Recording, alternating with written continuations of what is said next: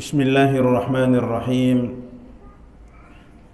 Assalamualaikum warahmatullahi wabarakatuh.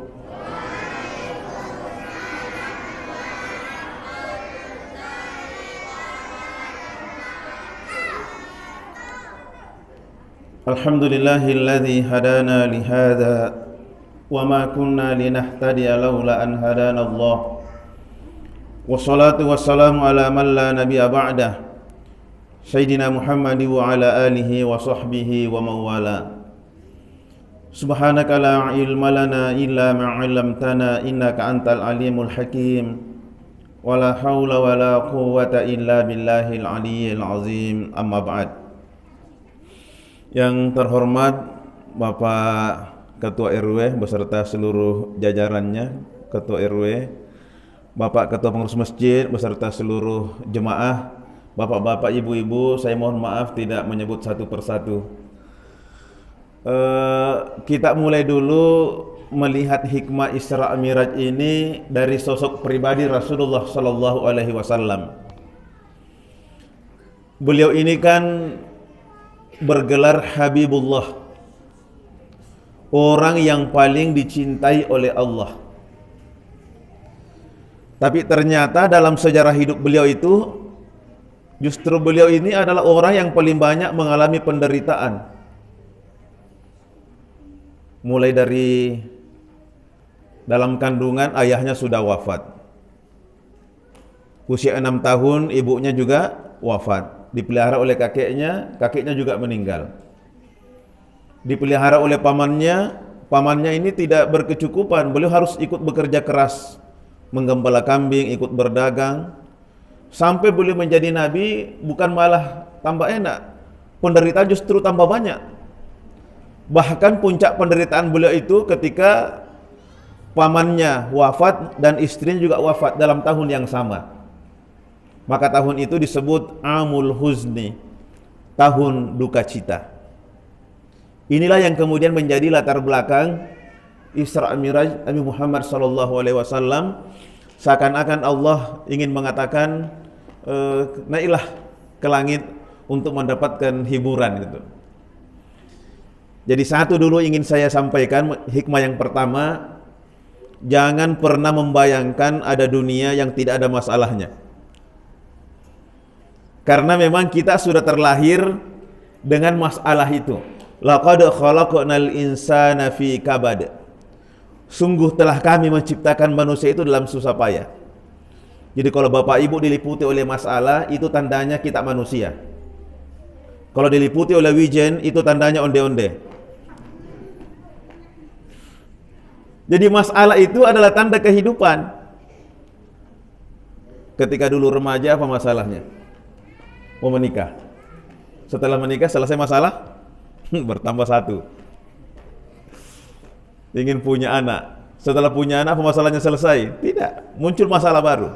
Jadi selama kita masih hidup, Pak, selama itu pula ada masalah. Tetapi masalahnya itu bukan terletak pada masalahnya. Masalah sebenarnya adalah sikap kita terhadap masalah itu. Nah, untuk kita orang beriman sudah ditunjukkan jalan. Ya ayyuhalladzina amanu sta'inu bis sabri was shalah. Hai orang-orang beriman, minta tolonglah kepada Allah dengan sabar dan salat. Dan inti dari Isra Miraj itu adalah salat. Nanti kita jelaskan itu. Yang kedua, Isra Miraj ini adalah peristiwa luar biasa. Maksudnya luar biasa itu keluar dari kebiasaan. Coba, minal masjidil haram ilal masjidil aqsa. Itu jaraknya itu kurang lebih 1.300 kilo itu. Nah, kendaraan waktu itu kan cuma unta.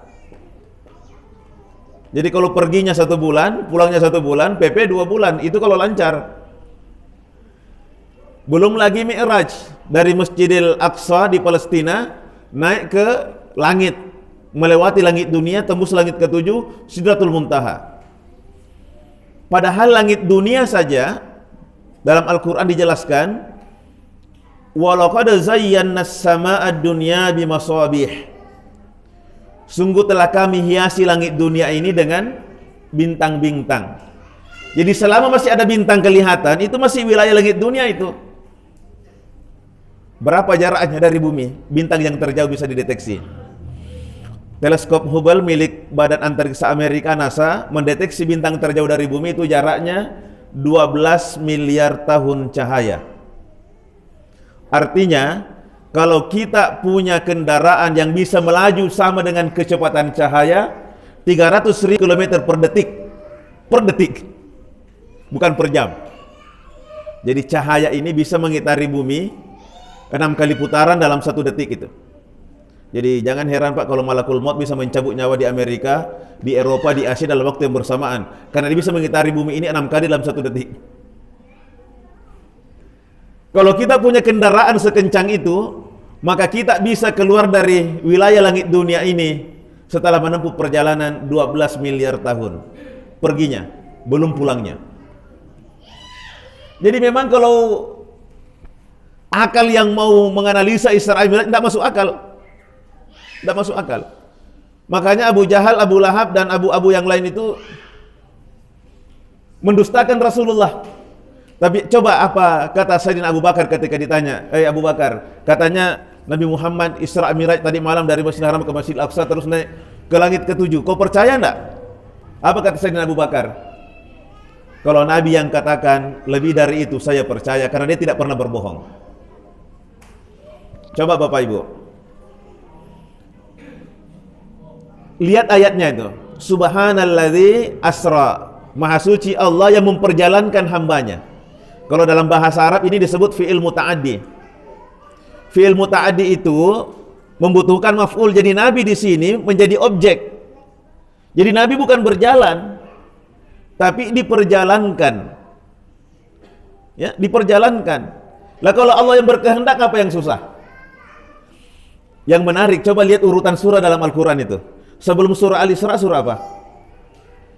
Surah An-Nahl. An-Nahl itu lebah. Nanti anak-anakku lihat nanti di YouTube keajaiban lebah Harun Yahya. Luar biasa, kita akan terkagum-kagum bagaimana lebah itu memiliki keajaiban yang secara logika tidak masuk di akal. Bisa lebah sepintar itu. Coba lihat bentuk sarangnya, bentuk apa itu sarangnya itu?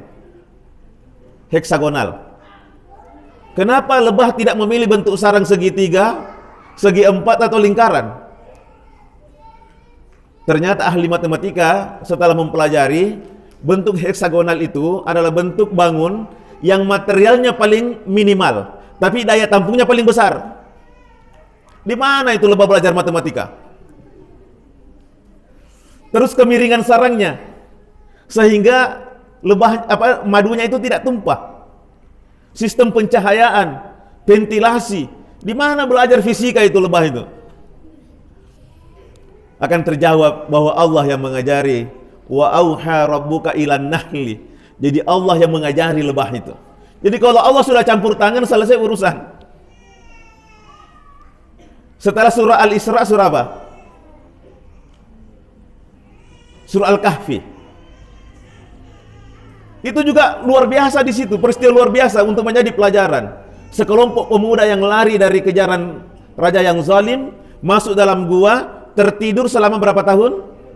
300 tahun. Ini rekor tidur terlama sampai hari ini, belum terpecahkan. 300 tahun tertidur dan badannya tidak rusak. 300 tahun itu Pak, kalau manusia itu 10 generasi kayaknya itu yang lahir itu. Bisa 10 generasi itu. Karena rata-rata kita 30 tahun ada punya anak, tak tahu? Jadi kalau 300 10 generasi itu. Nah dia tidur. Kok bisa itu? 300 tahun tertidur. Sudah berapa raja yang berganti? Allah yang mau. Kalau Allah yang mau, jadi itu urusan. Kun fayakun. Beda kalau kita yang mau. Kadang tidak jadi. Setelah surah Al-Kahfi surah apa? Surah Maryam. Di situ juga peristiwa luar biasa di situ. perempuan bisa hamil kalau sudah disentuh laki-laki.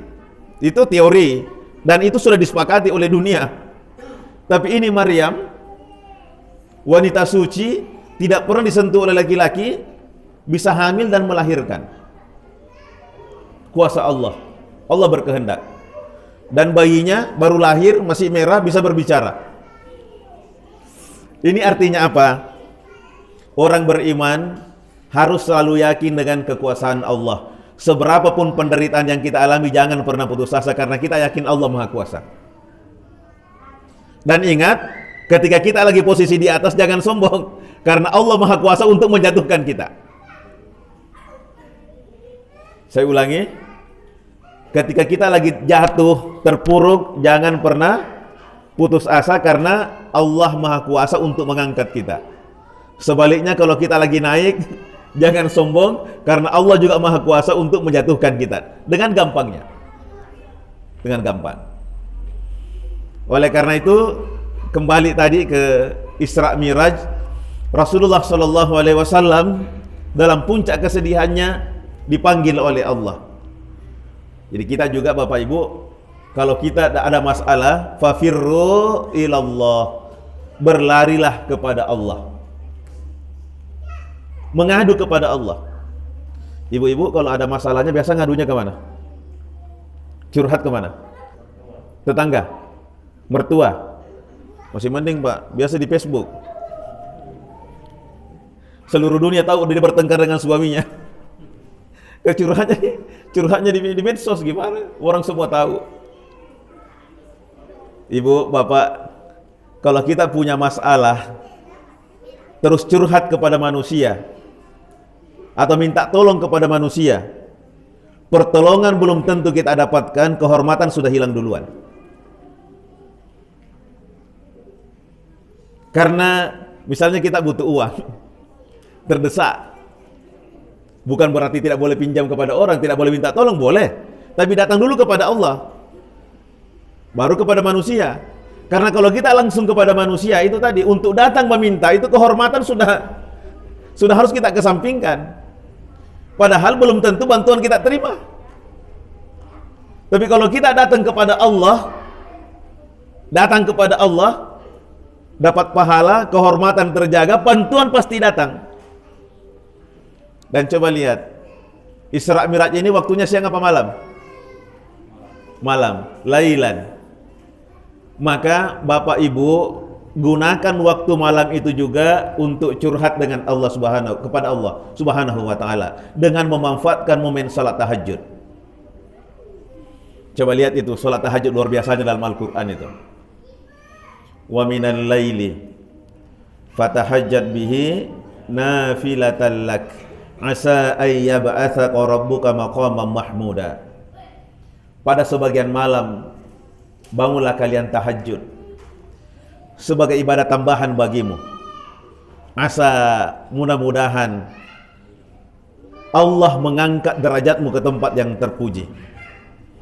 Bapak Ibu, kalau kita manusia mengatakan mudah-mudahan, semoga, belum tentu jadi. Tapi kalau Allah yang mengatakan asa, mudah-mudahan, pasti jadi itu.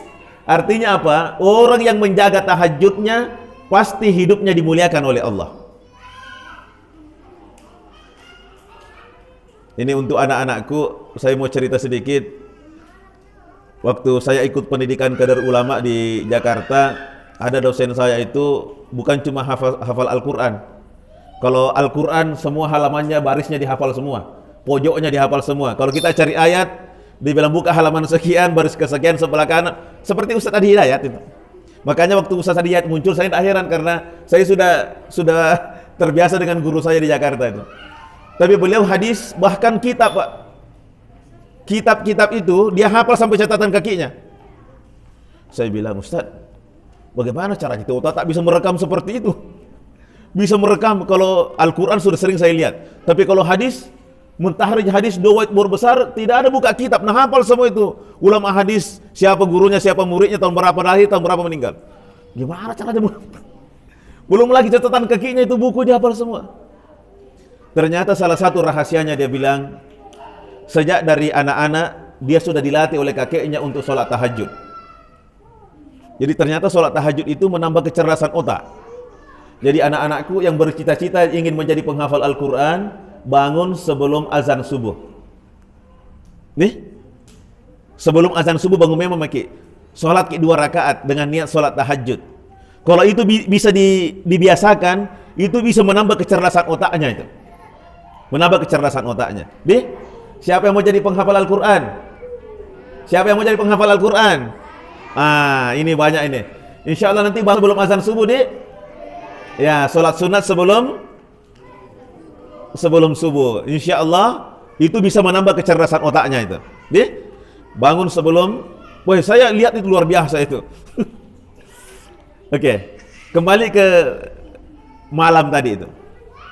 Kalau di dalam hadis dikatakan, yanzilu rabbuna ila sama'i dunya fi thuluthil akhir minal lail. Tuhan kita itu turun setiap malam ke langit dunia pada sepertiga malam terakhir. Fayaqul, dan dia berkata, hal min da'in fastajibulah, adakah hambaku yang berdoa, aku kabulkan doanya. Wa hal min mustaghfirin fa'aghfirullah, ada yang mohon ampun, aku ampuni dosanya.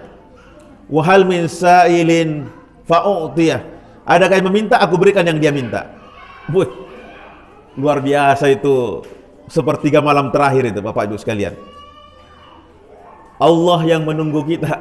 Kalau kita ada urusan sama Pak Bupati atau Pak Gubernur, Wali Kota, pasti kita yang menunggu, karena kita yang butuh.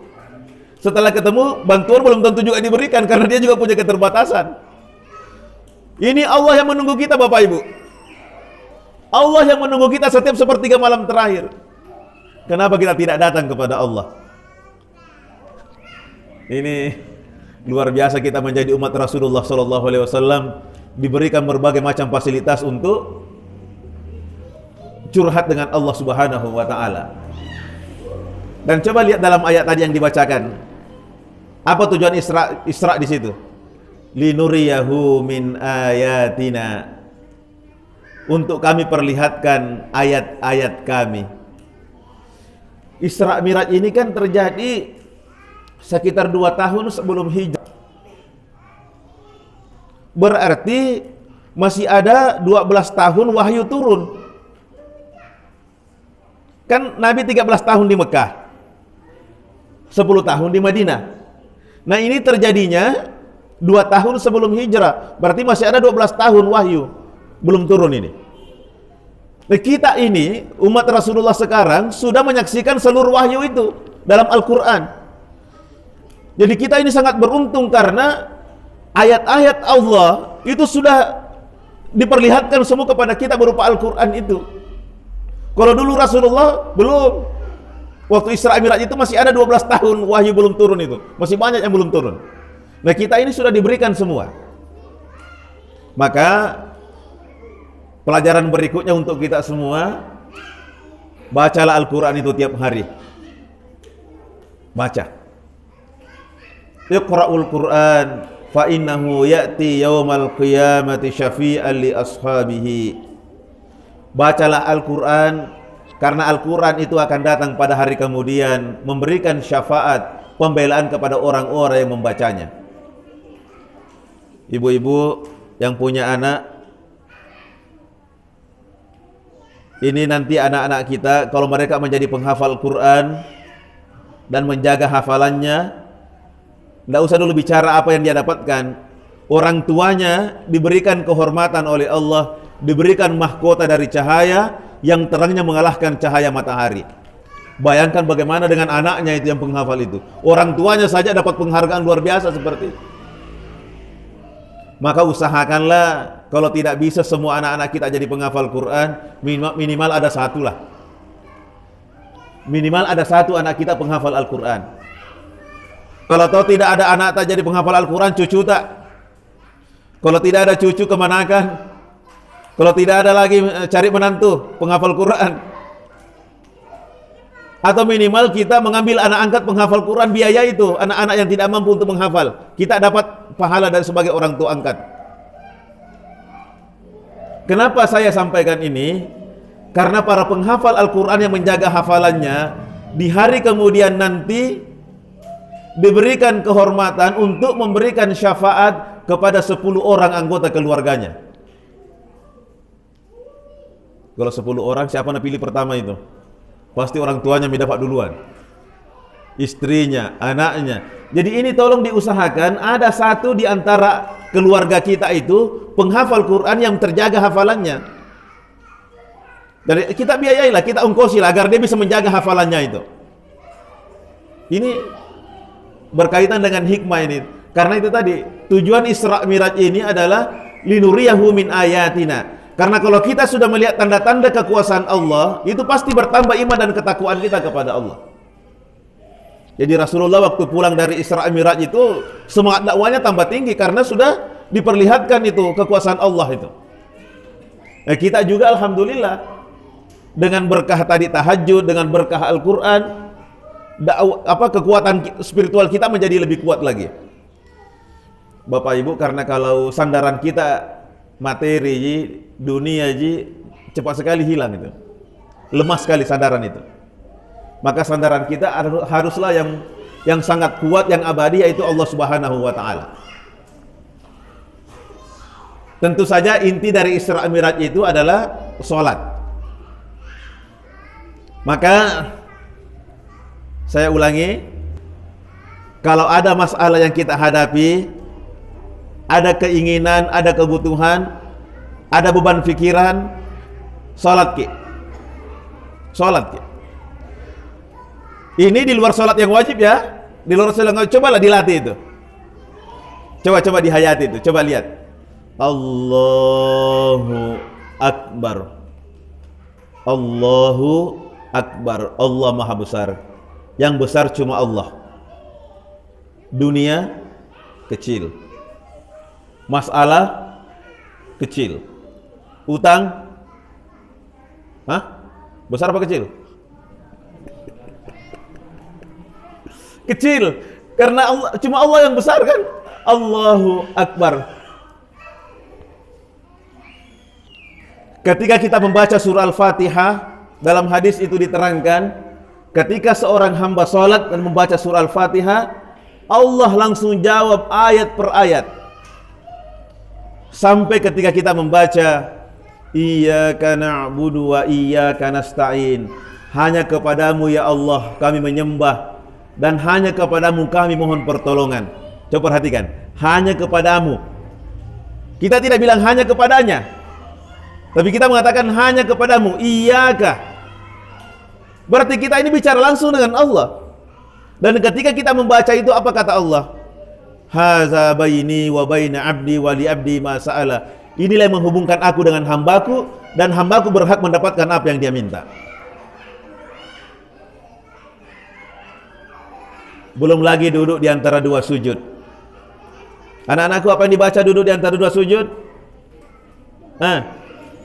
Apa yang dibaca? Rabbighfirli warhamni wajibni warfa'ni warzuqni wahdini wa'afini wa'afwani. Ada yang 5, yang 8. Terserah yang mana mau kita mau. Tapi saya dari kecil hafal yang 8, jadi itu yang melengket. Rabbighfirli, ya Allah ampunilah aku. Warhamni, kasihani aku. Wajiburni, tutupi kekuranganku. Warfa'ni, angkat derajatku. Warzuqni, beri aku rezeki. Wahdini, beri aku petunjuk. Wa'afini, sehatkan aku. Wa'afwani, maafkan aku. Apa masalah tak? Semua urusan dunia akhirat ada semua di sini, di antara dua sujud itu. Cuma mungkin selama ini kita tidak sadari karena terlalu kencang larinya. Atau yang kedua, kita tidak paham artinya, sehingga lewat begitu saja. Padahal ini luar biasa permintaan di sini ini. Luar biasa. Dan boleh diulangi di bagian mana yang paling mendesak. Kalau lagi sakit, yang mana diulangi? Wa'afini, sehatkan aku ya Allah. Wa'afini, sehatkan aku.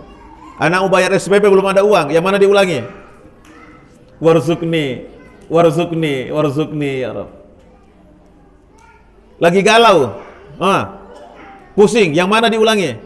Wahdini, wahdini, beri aku petunjuk ya Allah, beri aku petunjuk. Curhat kepada Allah, bicara itu.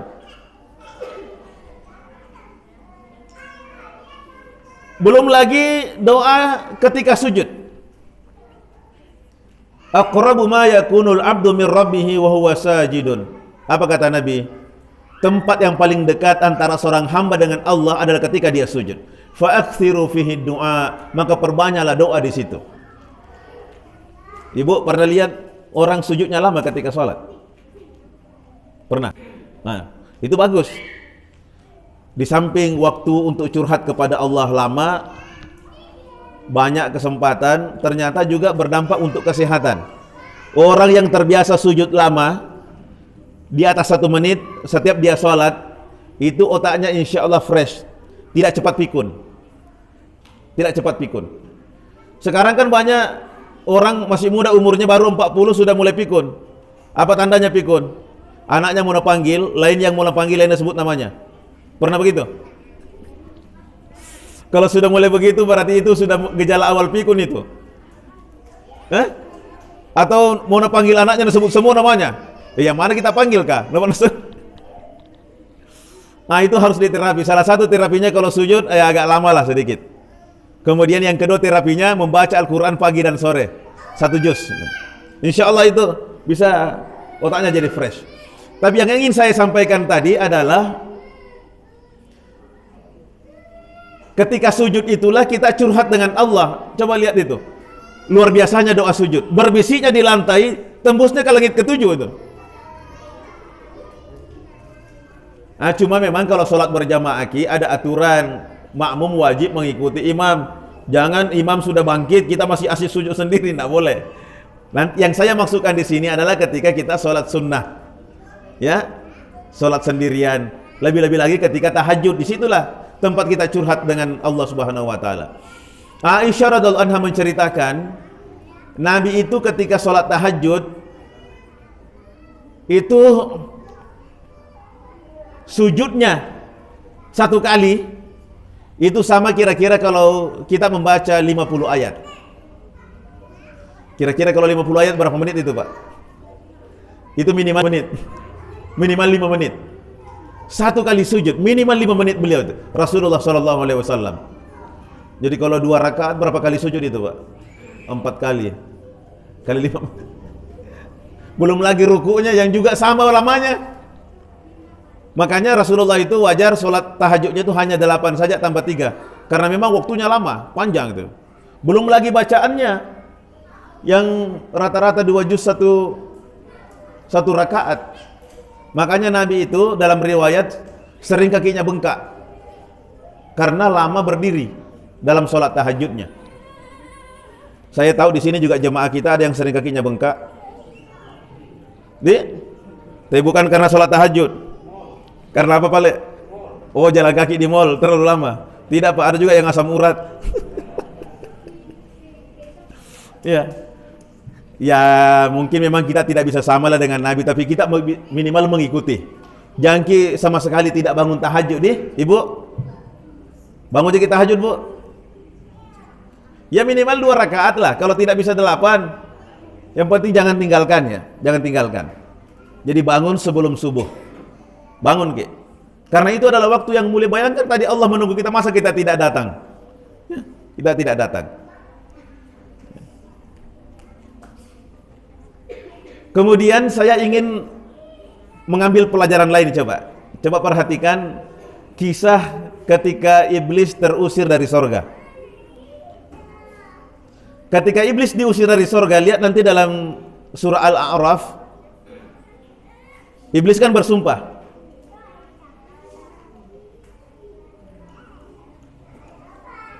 Qala fabima aghwaytani la aqudanna lahum siratakal mustaqim. Ya Allah, kan Kau telah memvonis saya sesat, maka saya akan menghalang-halangi anak cucu Adam dari jalanmu yang lurus. Bapak Ibu, yakin Ki, setiap siratal mustaqim, setiap jalan lurus pasti ada iblis di situ. Dia sudah bersumpah. Termasuk nanti ketika kita mau menyumbang, pasti ada setan di situ. Asy-syaitanu ya'idukumul faqra wa ya'murukum bil fahsya. Syaitan menakut-nakuti kita dengan kefakiran. Menyumbang ke berkurang sehingga uangmu itu berkurang ya. Menakut-nakuti, Ki. Setiap siratal mustaqim pasti ada setan di situ, Pak. Mau ke masjid salat jamaah, Pasti nah halang-halangi Ki, di rumah saja, di rumah saja. Mungkin baca Al-Quran, nah halangi Ki, sebentar Pi, sebentar Pi. Dia sudah bersumpah. Nah, coba lihat lagi. Tsumma la'atiyannahum min baini aydihim. Saya pasti akan mendatangi anak cucu Adam dari arah depan. Wa min khalfihim dari belakang, wa an aymanihim dari kanan, wa an syama'ilihim dari kiri. Wa la tajidu aktsarhum syakirin. Kamu tidak akan mendapati mereka termasuk orang-orang yang bersyukur. Coba perhatikan. Dari mana tadi iblis datang menghalangi kita? Dari depan, belakang, kanan, kiri. Ulama tafsir mengatakan ada dua tempat yang tidak disebut iblis. Yang mana tidak disebut? Atas dengan bawah. Kenapa atas dengan bawah tidak disebut oleh iblis? Karena di atas itulah tempat kita bermunajat kepada Allah. Dan di bawah ada tempat kita bersujud. Bapak Ibu, ini simbol situasi yang kita hadapi kan dua aja.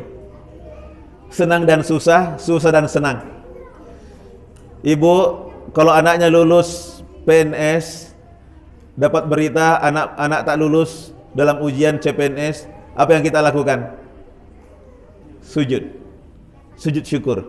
Kita dapat berita bagus, sujud syukur. Nah? Jadi kalau kita senang, turun.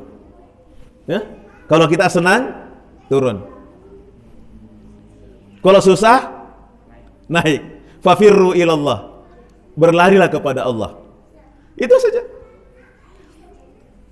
Kullu nafsin za'iqatul maut wa nabluukum bisyarri wal khairi fitnah. Setiap yang bernyawa pasti akan merasakan kematian, dan kami akan menguji kalian dengan kesenangan dan kesusahan sebagai ujian.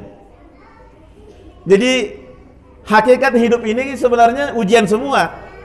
Kesenangan ujian, kesusahan juga ujian. Kalau ujiannya ujian kesusahan, bagaimana tadi? Bersabar. Dengan kalau ujiannya kesusahan, bersabar. Kalau ujiannya kesenangan, bersyukur. Simbol bersyukur tadi dengan sujud. Simbol bersabar adalah mengadu kepada Allah. Itu aja. Yang bikin susah hidup ini karena kita lari ke jili-jili biasa. Lari ke kanan, lari ke kiri. Cobalah itu tadi, itu saja patokannya itu. Kalau ujiannya ujian kesenangan, bersyukur. Jangan sombong, sujud Ki. Kalau ujiannya kesusahan, sabar, naik kepada Allah. Ini juga pelajaran bagi kita Bapak Ibu. Kalau ada kita disanjung-sanjung, kembalikan pujian itu kepada Allah. Karena yang layak dipuji itu cuma Allah. Dan biasanya kalau kita sombong, itu biasa Allah kasih teguran pelajaran. Ini ada ceritanya ibu-ibu. Itu anaknya bagus sekali giginya, putih, bersih, rapi. Terus ada ibu-ibu yang lain memuji, cantiknya giginya ini anak. Langsung ibunya merasa bangga. Dia bilang, memang Bu, kalau saya itu disiplin, saya aku jaga kalau mau tidur harus sikat gigi. Ini dan ini. Pokoknya dia anulah. Dia tidak bilang alhamdulillah. Dia memuji dirinya bahwa memang saya disiplin menjaga anu saja. Apa yang terjadi kemudian? Anaknya pergi naik sepeda, jatuh, giginya rontok. Jadi kalau ada yang sanjung-sanjung, ada yang puji-puji, jangan langsung merasa bangga, tidak. Kembalikan pujian itu kepada Allah dulu. Kembalikan kepada Allah. Alhamdulillah. Alhamdulillah. Termasuk juga sebenarnya ketika kita mendapatkan kesusahan, tetap harus memuji Allah. Karena sebenarnya ujian kesusahan itu sedikit sekali, Ji. Ibu, kalau tadi saya katakan ujian kesenangan dan kesusahan, dua-duanya ujian, dalam hidup ini yang mana banyak kita terima? Kesenangan apa kesusahan? Hah? Yang mana lebih banyak selama ini kita ada jalani? Senang apa susah? Senang lebih banyak, berarti lebih banyak bersyukur atau bersabar? Harus lebih banyak bersyukur. Cuma kita kadang manusia, kalau kesenangan tidak dihitung, tapi kalau kesusahan dihitung. Pernah sakit gigi?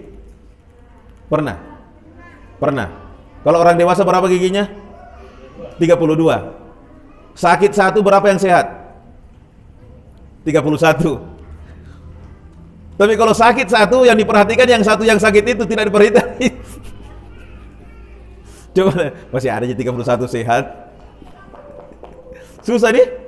Susah. Tapi ingin saya sampaikan, kalau ditanya Ki apa kabar, apa biasa kita jawab? Alhamdulillah. Tapi kalau baru kehilangan uang misalnya 5 juta, ditanya apa kabar, apa jawabannya? Masih alhamdulillah. Alhamdulillah dulu. Kalau situasinya sesuai dengan keinginan, situasinya bagus, alhamdulillahilladzi bi ni'matihi tatimmus shalihat. Tapi kalau situasinya tidak bagus, bilang Ki alhamdulillahi ala kulli hal. Alhamdulillahi ala kulli hal. Baru jatuh dari motor, terus ketemu sama teman, apa kabar? Alhamdulillahi ala kulli hal. Dalam sebuah riwayat, orang yang mengalami penderitaan, terus mengamalkan zikir ini, alhamdulillah ala kulli hal, maka penderitaan yang seharusnya dialami selama 7 tahun bisa didiskon menjadi 7 hari saja. Kalau kita senantiasa memuji Allah Subhanahu wa taala. Saya kira inilah hikmah yang sempat saya sampaikan. Menutup uraian ceramah hikmah ini, saya ingin mengingatkan pentingnya sholat 5 waktu. Mungkin sekitar 5 menit lagi untuk penutup. 1, as-sholatu imaduddin. Sholat itu tiang agama. Kalau ini bangunan tidak ada tiangnya, apa yang terjadi kira-kira? Ambruk. Orang yang meninggalkan sholat 5 waktu berarti agamanya hancur. Yang kedua, sholat itu lihat keistimewaannya, langsung dijemput di langit. Kalau ibadah yang lain itu cukup ayat yang diturunkan. Cukup ayat diturunkan. Perintah puasa, perintah haji, perintah zakat. Tapi sholat tidak cukup dengan perintah ayat, tapi langsung dijemput di langit. Boy, penting sekali ini sholat ini. Yang ketiga, awwalu ma aujabahullahu minal ibadat. Sholat ini adalah ibadah yang pertama diwajibkan oleh Allah kepada umat Rasulullah. Jadi saya biasa contohkan, kalau 1 juta itu 1 berapa nolnya? 6. Tambah lagi 0 1, 10 juta. Tambah 0 lagi 1, 100 juta. Tambah lagi 0 1, 1 miliar. Kasih hilang satunya 0.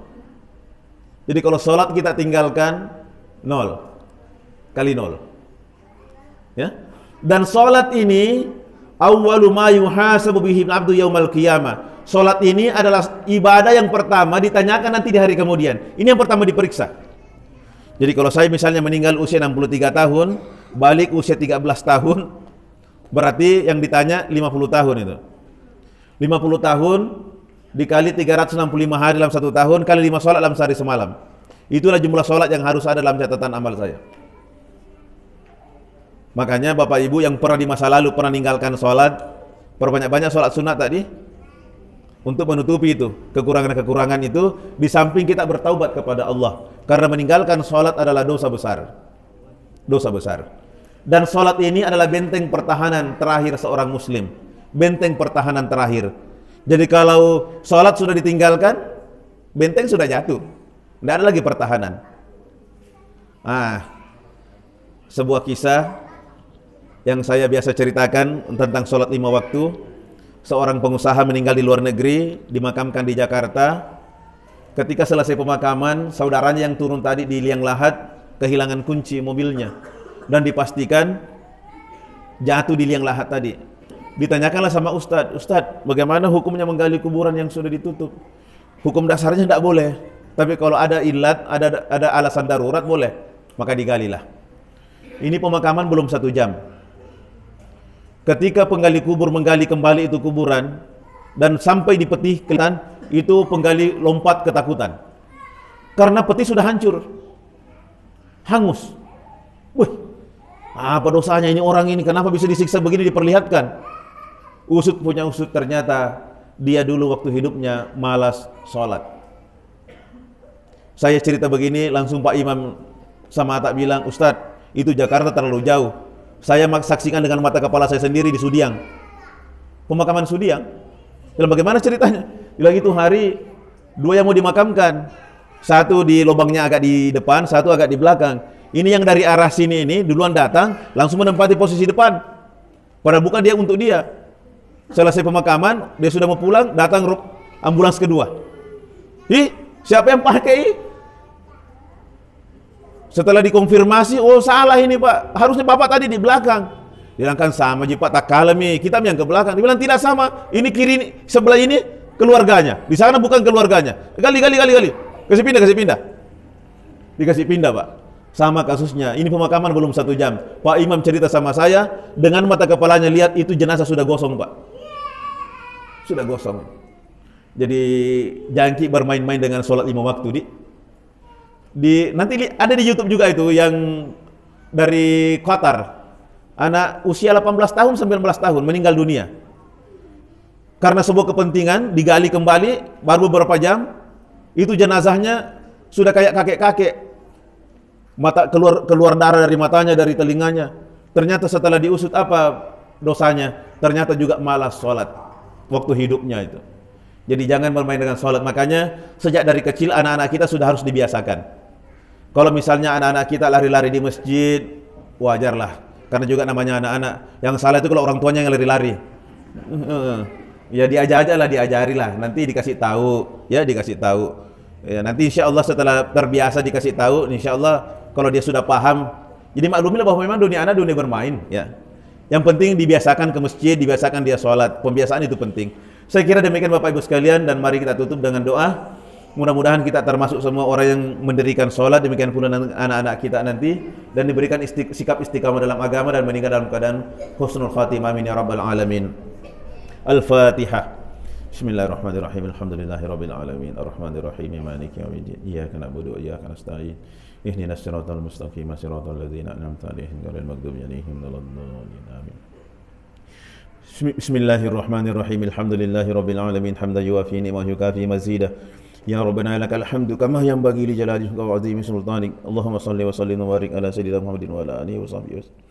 Allahumma ja'al majlisana hadza majlisan mubarakan wa tafarraqan ma'suma. Rabbana hab lana min azwajina wa dhurriyyatina qurrata a'yun waj'alna lil muttaqina imama. Rabbana ja'alna muqimas shalah min dzurriyyatina rabbana taqabbal du'a. Allahumma inna nas'aluka minal khairi kullihi 'ajilihi wa ajilihi ma 'alimna minhu wa lam na'lam. Wa na'udzubika minasy syarri kullihi 'ajilihi wa ajilihi ma 'alimna minhu wa lam na'lam. Rabbana atina fid dunya hasanah wa fil akhirati hasanah wa qina adzaban nar. Subhana rabbika rabbil izzati amma yasifun wa salamun alal mursalin walhamdulillahi rabbil alamin. Wassalamu alaikum warahmatullahi wabarakatuh.